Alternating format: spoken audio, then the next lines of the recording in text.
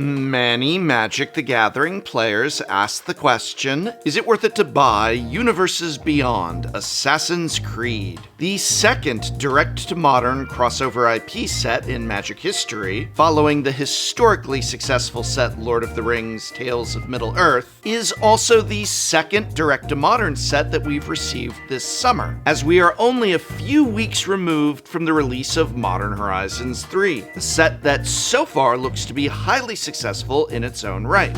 But does Assassin's Creed live up to the standards set by its predecessors, or perhaps I should say, the modern set by its predecessors, because with a steep price tag for less than half the total number of cards that you'd get in an ordinary booster pack, that's right, these are 7-card packs, so how likely are you to get your money back if you were to buy a pack of Assassin's Creed? Does this new type of booster make Magic and its various Eternal formats more fun going forward? And most of all, is it worth it to buy? All those questions and more are what's in store, so let's take a look.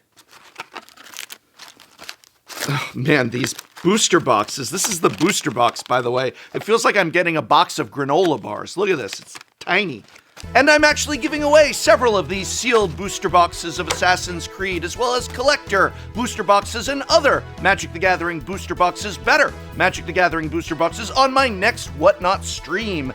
Free is indeed always worth it, and you might get one of these for free, because all you have to do is hang out with me on my stream to maybe walk away with one of these or other cool giveaways from Whatnot. Plus, if you create a new Whatnot account using my sign-up link, you'll get $15 to spend on anything on Whatnot, including cool Magic products in my store. Just go to www.whatnot.com/Tolarian College, and you've got $15 to spend on Magic cards, boxes, or other accessories on Whatnot. So tune into my stream this Sunday at 1 p.m. Pacific, and you might walk away with one of these or many other Magic the Gathering booster boxes for free from me. Thank you, Whatnot, for sponsoring this video.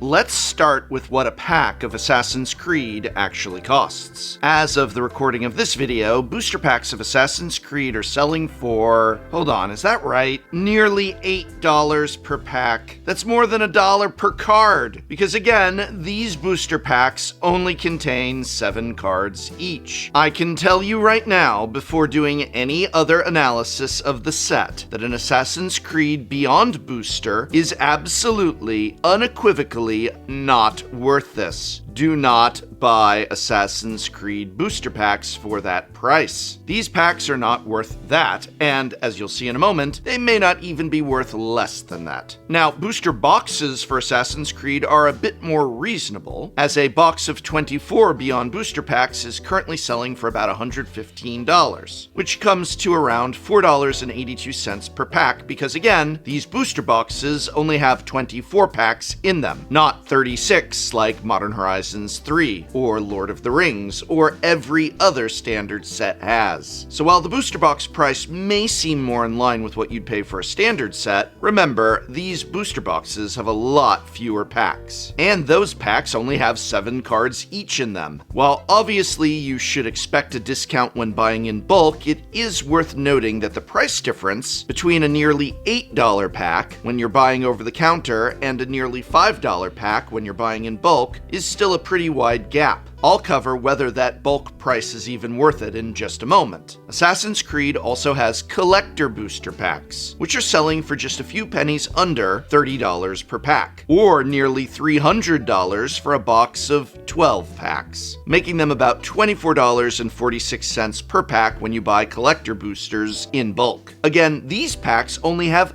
10 cards in them, and half of those cards are uncommons. For the purposes of this video, we will be using the bulk booster pricing and assume a value of about $4.82 per pack of Assassin's Creed Beyond boosters, and a value of $24.42 for the collector booster packs. As always, please insert the pricing that these items are going for at your local game store, as said prices do vary. The abbreviated nature of these 7-card Beyond booster packs is one of the most discussed aspects of this set, but what exactly will the 7 cards you open in a Beyond booster be? A Beyond booster pack of Assassin's Creed contains 7 Magic the Gathering cards, of which 1 to 4 are rare or mythic, 3 to 5 are uncommon, and 0 to 1 are a full art land. Collector booster packs contain a full 10 cards. 4 to 5 are rare or mythic, 5 are uncommons, and 0 to 1 are lands. Of those 10 cards, 2 will be foil etched, and 6 to 7 will be traditional foil. Again, it's worth noting that there will be non-foil cards in these premium collector booster packs. Less than 1% of Beyond boosters will contain a traditional foil showcase mythic rare. That actually sounds a bit like a Yu-Gi-Oh! Naming convention, but at less than 1%, I think it's fair to say that you should not even remotely consider that possibility in the expected value of a pack. In fact, let's look a little closer at a Beyond booster pack's contents, because 1 to 4 rare or mythics sounds great on its surface, doesn't it? But how likely are you to pull an extra rare or 3? So by default, you will get 3 non-foil uncommons and 1 rare or mythic. You will also always open a traditional foil card of any rarity and a booster fun card, which will either be an additional traditional foil card or a non-foil alternative frame card of any rarity. Lastly, you'll get a basic land card, but sometimes it'll be replaced by a scene card. In Assassin's Creed, the scene card is an alternate full art version of Ezio and reprints of all 5 Horizon lands from Modern Horizons 1, which combine to feature a panorama scene of Ezio overlooking Renaissance-era Rome. I'll be honest with you, at this point I have opened a lot of Assassin's Creed booster packs, and getting multiple rares is, well, rare. This idea that Wizards of the Coast has sold to us of, yeah, well, these are 7-card packs, but we've simply cut out the chaff, cut out the commons, and are delivering these Beyond boosters that can contain up to 4 rares is honestly very misleading, in my opinion. As I said, most of the 7-card packs still only contain 1 rare, and cutting out commons is meaningless when the remaining cards are all uncommons, of which only a few are worth more than $1, and that's using the often overinflated presale pricing. The idea that people may be spending $24 to $30 on a collector booster pack of this set and only getting 10 cards, 5 of which are uncommons, worth only a few cents each, it's absolutely a feel bad. But let's talk first about Beyond boosters for a moment. What financial value is there within the main set of Assassin's Creed cards? Spoilers, it's not too much. Currently, there are only 8 out of 46 rares and mythics that are worth the price of a pack, and that's us using the bulk pack price. The highest value is Sword of Feast and Famine at $18 and change, followed by a steep drop-off in value for the remaining cards.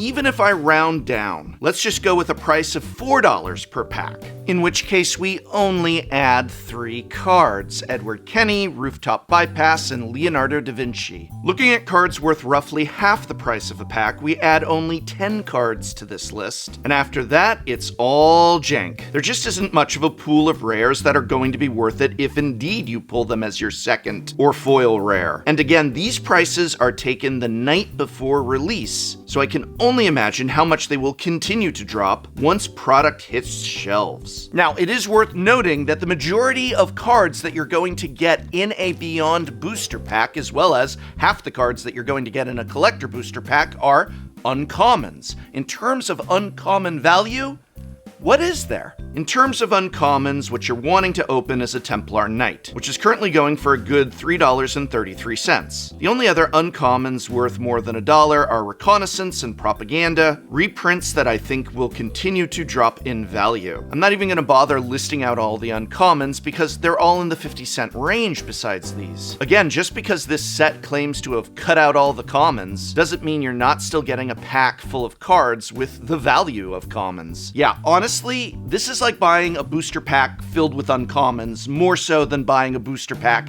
stuffed with rares. You've got a chance at an extra rare, you might get 2, you're likely going to get 1. I have yet to see a 4 rare pack, and I've, again, opened quite a few. Lastly, I should mention the scene cards. These are rare and really should be part of your pack expectation, and even if you open one, you really are only benefiting greatly from an Ezio. I will offer that I'm glad to see the Modern Horizon land cycle reprinted as it continues to help keep prices down, which, as you can see, they are. So, financially speaking, while not as bad as original Aftermath epilogue boosters, this set is still pretty bad unless you open something like a Sword of Feast and Famine or one of those scene cards. But do these cards have worth in terms of actual gameplay? Remember, a good indicator of whether or not a set will hold value is how much people are going to actually play with the cards of that set. So, what exactly is the quality of these original card designs? Let's talk about gameplay. In terms of gameplay, Assassin's Creed is far less relevant to Modern than any prior direct-to-Modern set, including other Universes Beyond offerings like Lord of the Rings. As I discussed in my Top Cards from Assassin's Creed video, this set does not offer much to the Modern format, despite being designed with Modern legality in mind. In fact, at the time this video was uploaded, I did not really think the set had anything to offer Modern at all. One of the most famous Modern brewers out there, Aspiring Spike, has dug into the set for hidden gems and come away with a total of 3 additional cards that could see fringe play in the format. Perhaps as a great payoff for a Dimir artifact strategy, or a potential card for a colorless Tron deck attempting to enable the new Ulamog from Modern Horizons 3, or just using Tax Collector, which theoretically serves as a Thorn of Amethyst on a 2/2 body if you can find a way to repeatedly get its Enter the Battlefield effect. Keep in mind that that is still only about 3 cards with possible Modern relevance, and even Aspiring Spike is highlighting them as mostly seeing fringe play possibilities.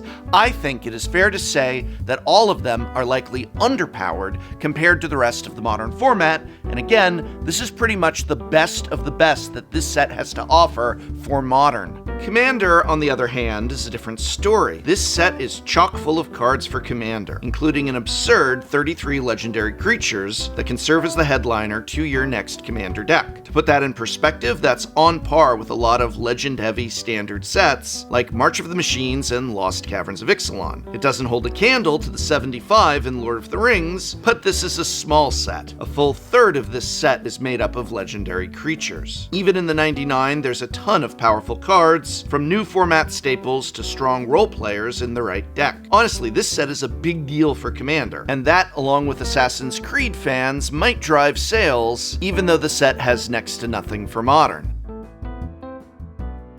The fact is that this set primarily exists to draw hardcore fans of Assassin's Creed into Magic. That's its primary purpose, and thus gameplay is not particularly emphasized or even important to the set's value as a Magic the Gathering product. That's made even more true due to the fact that this set is not draftable. There's no way to actually play with these packs. It really surprises me that they didn't go the Fallout route and have 4 Commander decks for Assassin's Creed, but instead did these weird Beyond boosters. Either way, since there's no ability to even play with these cards outside of Commander, I'm not going to spend any more time analyzing the set from a gameplay perspective. And I'm just gonna say it, this set is epilogue boosters, as we saw with Aftermath, where they course-corrected a little bit as best they could after the failure that was Aftermath, but it's still just as disappointing. They packed in some reprints to help the value, and that's a good thing. They attached the set to Modern to try and obfuscate the lack of powerful designs, less of a good thing, but at the end of the day, these Beyond booster packs are not really that far beyond Aftermath epilogue boosters. Maybe a few of these cards will catch in Modern, or become Commander mainstays, but I doubt it. If you are interested in this set, prices are going to plummet after its release, both for booster boxes and for singles. So even though I always advise you to buy singles, I would also urge anyone who wants to pick up a box for fun to give it a few weeks or even a month, as I strongly believe this set has nowhere to go but down. Final conclusion, Assassin's Creed Beyond boosters are slightly better versions of Aftermath Epilogue boosters, but not better enough to be worth it to buy. While I do love that the set includes first ever reprints like Cover of Darkness, as well as the high value reprints of Black Market Connections, and the Pair of Swords, this is pretty much the only thing going for it in terms of value. And in my evaluation, it's just not enough. It saves it from a fail, sure, but the set holds little to no modern relevance, despite now being modern legal. And while there's a lot of toys for Commander, including a large number of new legendary cards, the designs are not particularly distinct or interesting enough to warrant more than a few individual pickups should the mood strike. Grade is therefore a D for do not buy, or at the very least, do not buy upon release. The set is highly likely to drop in value, both in terms of booster boxes and singles, and you might even find boxes for sub $100 prices in the months to come. As with all products, the less expensive something becomes, the more it can be worth it, although even that has its limits. Thank you. Next. If you have not already watched my brand new episode of Shuffle Up and Play with Dr. Lupo, Ash Lizzle, and Niall Joan Rivers, you should give that video a watch here. Or if you want to just review my analysis on the individual cards from Assassin's Creed for Modern and Commander, for those who may wish to buy singles, you should check out my video on that very subject here. Hey, if nothing else, this set may help make Sword of Feast and Famine a bit more affordable, and at the end of the day, that's a good thing. And remember that this Sunday I am giving away Assassin's Creed booster boxes, collector booster boxes, and other better sealed product on my next Whatnot stream, and you might win any of those items just by hanging out and watching with me.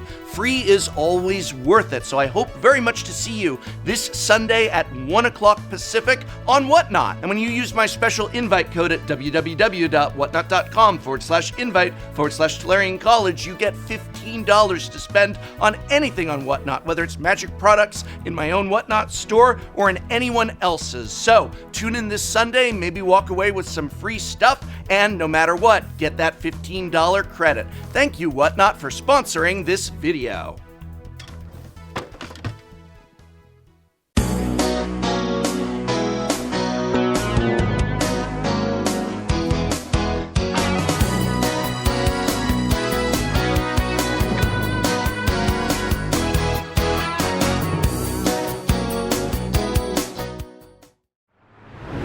Next time on Shuffle Up and Play. Welcome to Shuffle Up and Play and our brand new set. Charlie, what do you think of my set? I think it came out super nice. You're more of an Aerith guy instead of a Tifa guy. That's pretty interesting. It's pretty telling. Hey, my name's Charlie, Moist Critical. I'm Boxy. I stream Magic on Twitch. It's me, Krim. You've seen me play on MTG Goldfish. So I don't play blue. I decided to put this card in, and apparently it's hated by the masses. Somebody called Grand Arbiter Augustine. You're a real scoundrel.